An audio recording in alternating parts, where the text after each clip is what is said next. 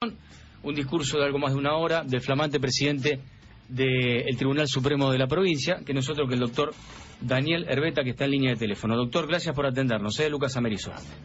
¿Qué tal, Lucas? Buen día. Buen día, gracias por estar allí. No, por favor.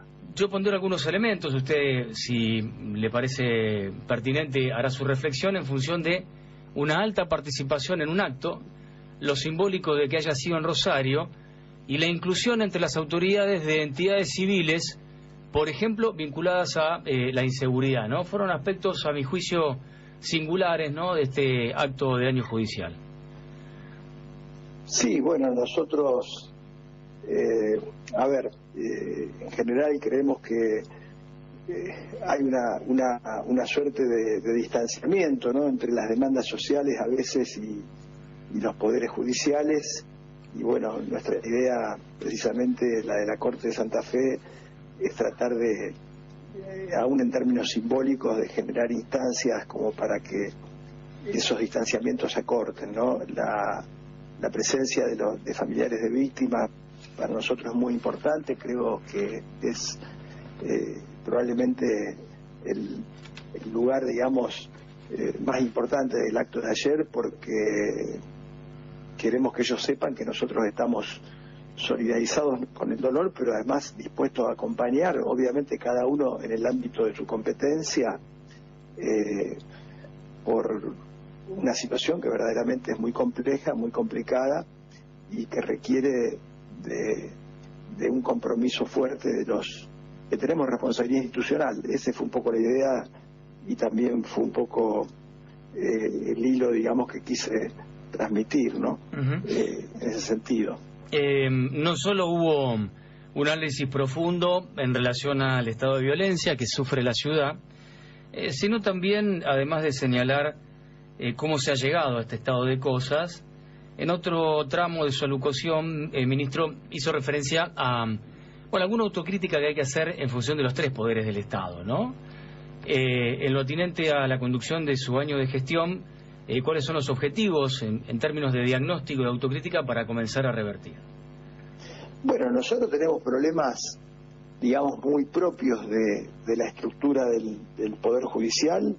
Estamos trabajando y avanzando en tratar de superarlo. Hemos generado un diálogo muy importante con la Federación de Colegios de Abogados, lo cual es muy positivo.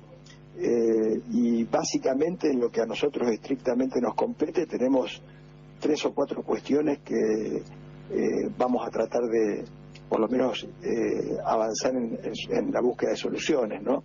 De un lado, en el fuero penal tenemos un problema que tiene que ver con la falta de un sistema completo de informatización y con una suerte de embudo que se ha generado en el agendamiento de audiencias, lo cual hace que las respuestas institucionales no se den en un tiempo razonable. Estamos teniendo algunas dificultades, obviamente por la dinámica de la conflictividad que tiene, por ejemplo, Rosario, y la cantidad de audiencias y casos judiciales que hay. Bueno, hemos elaborado un plan de contingencia como para que a partir del segundo semestre, por un lado, resolver los juicios atrasados que tenemos hasta el 31 de julio, y a partir del segundo semestre implementar una forma de trabajo y de agendamiento diferente que nos permita reducir las distancias, por ejemplo, entre una audiencia de control de acusación o preliminar y una audiencia de debate. Esto se va a traducir, digamos, en una multiplicidad de ventajas, no solo para las partes, obviamente, sino fundamentalmente para la sociedad y los que están esperando una decisión de la justicia penal. En el ámbito de los otros fueros tenemos problemas muy serios en los tribunales de familia, en algún tribunal multifuero del interior de la provincia y en los juzgados laborales. Y allí tenemos 2 líneas de trabajo, una más estructural. Nos hemos dado una agenda de discusión con los poderes públicos, con la legislatura, con el Poder Ejecutivo. Creemos que hacen falta reformas estructurales. Esos fueros tienen estructuras muy rígidas, donde usted tiene un juzgado vacante y ese juzgado quedó prácticamente paralizado. Tenemos que apuntar con muy pocas reformas normativas, con 3, 4 artículos esto se resuelve.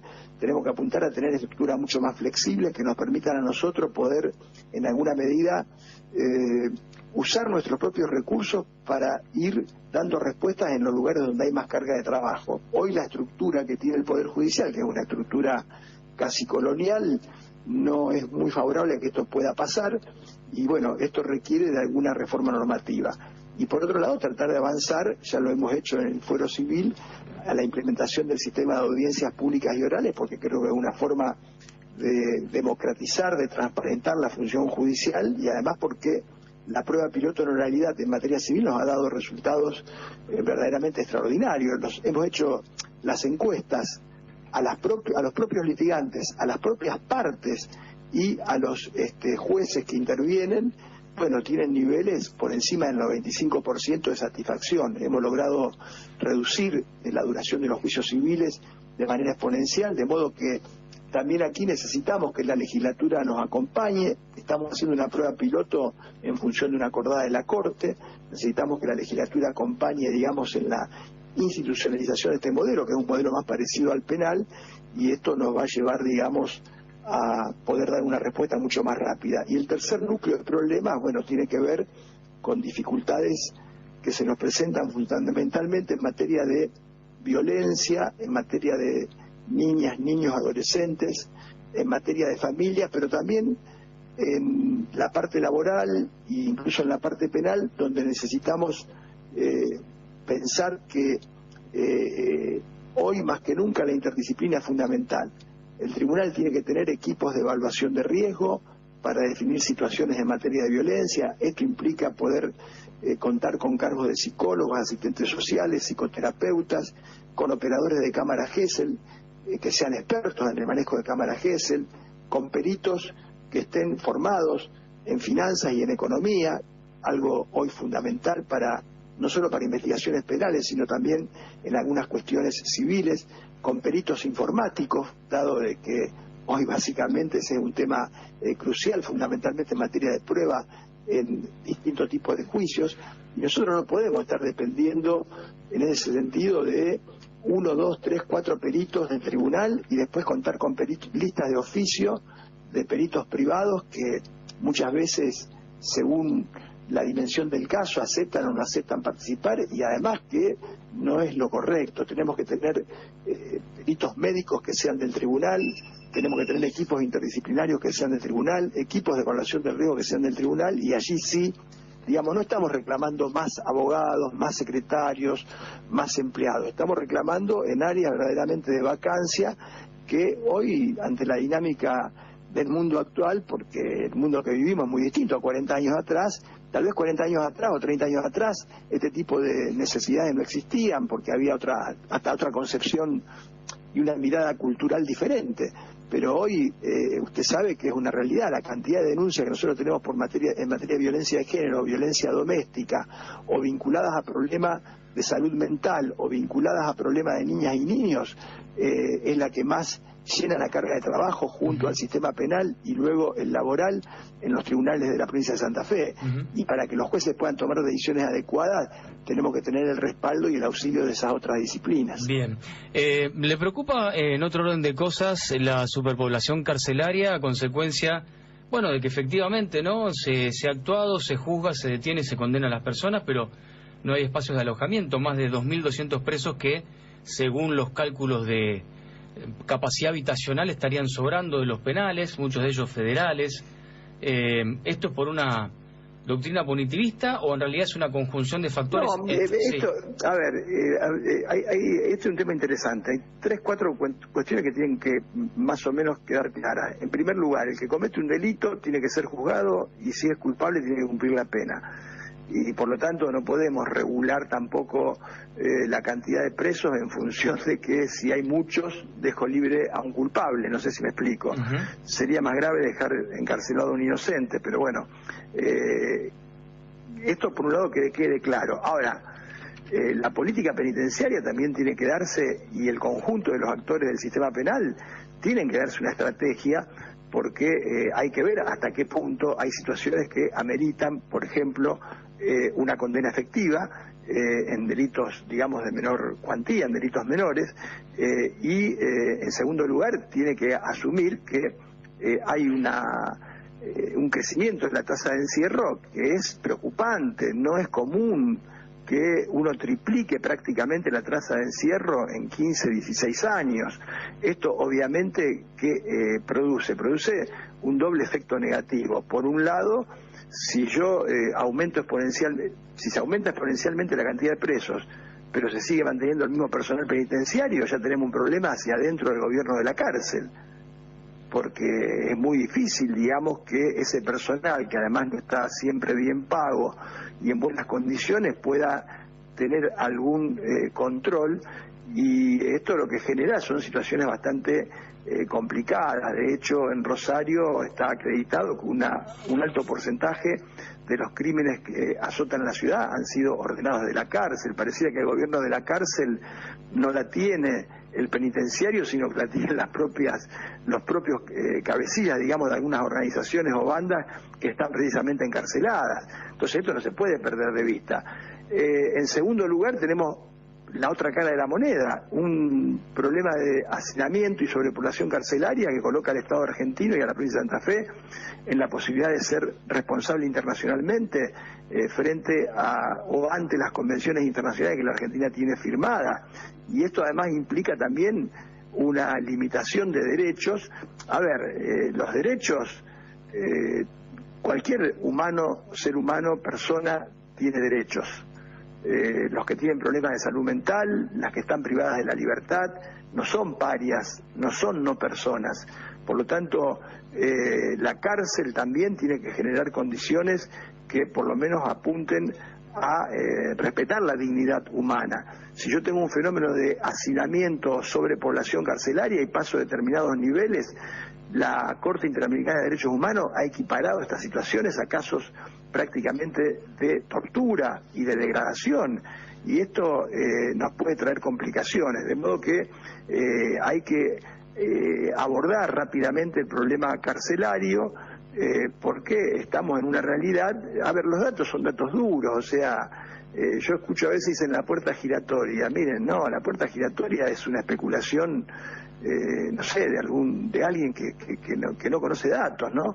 Los datos demuestran de que hay un crecimiento exponencial de la cantidad de presos. De hecho, nunca ha habido tantos presos en la provincia de Santa Fe, y el crecimiento no va de la mano de un crecimiento correlativo demográfico. No sé si me explico, no es que, sino que hay una diferencia brutal entre el crecimiento demográfico y el crecimiento de la tasa de encierro. De continuarse con este camino, si usted utiliza una fórmula polinómica, va a la Facultad de Ingeniería y le dice hágame un cálculo que va a pasar de acá a 50 años, bueno, si no tomamos medida, de acá a 50 años vamos a tener dificultades o vamos a tener que alojar a presos en domicilios privados, diría yo, ¿no? A modo muy gráfico y extremista. De modo que este es un problema serio, que también es un problema para el gobierno de la seguridad, porque nos está trayendo inconvenientes por dos caminos distintos. Por un lado, porque favorece precisamente, ante la falta también de otras medidas, como es por ejemplo la inteligencia penitenciaria, favorece que muchos delitos se estén todavía diseñando y programando desde la cárcel, y por el otro lado porque se comprometen derechos que también tienen los privados de libertad, que cualquiera sea la situación por la cual estén pagando o cumpliendo una pena, no justifican, digamos, que se encuentren en una situación de hacinamiento. Entiendo. Ministro, ha sido interesante y muy amable la posibilidad del diálogo con usted, de charlar en función de estos tópicos. Me quedo con una señal que usted, entiendo, ha pretendido dar al manifestar que hay que poner en revisión a las instituciones, ¿no? En épocas en las que estamos viviendo, bueno, uno hace votos para que efectivamente se tome nota de su deseo en parte del extracto del discurso de ayer. En ese sentido, creo que usted se ha referido sobre el particular. Si le merece algún tipo de apunte final, lo escuchamos. Sí, yo creo que tenemos una agenda pendiente muy grande. A nivel nacional tenemos que terminar un poco de cumplir con la Constitución del año del 94, en instituciones claves como son el Consejo de la Magistratura, el Ministerio Público Fiscal, la propia integración, funciones de la Corte, y a materia provincial tenemos una deuda pendiente muy grande. Tenemos una Constitución que es una de las dos que existen en la Argentina que no fueron reformadas después de la reforma del 94 a nivel nacional. Tenemos pendiente la ley de acceso a la información pública, tenemos pendiente leyes de discusión sobre la seguridad y sobre la reforma policial, tenemos pendiente la ley de juicio por jurados populares. Es imprescindible, además, discutir, yo sé que este es un año electoral, la necesidad de una reforma constitucional. Nuestra Constitución fue una constitución extraordinaria para aquella época, hoy quedó absolutamente a destiempo. Es decir, todos estos problemas que estamos viviendo, o muchos de estos problemas, necesitan de tener una fuerte institucionalidad, de construir una fuerte institucionalidad, y creo que Santa Fe se debe, digamos, empezar a transitar este camino, y hay una agenda importante que obviamente compromete a los tres poderes, pero especialmente a quienes tienen la posibilidad de sancionar leyes. Una vez más le agradecemos el contacto, la charla, le dejamos un saludo,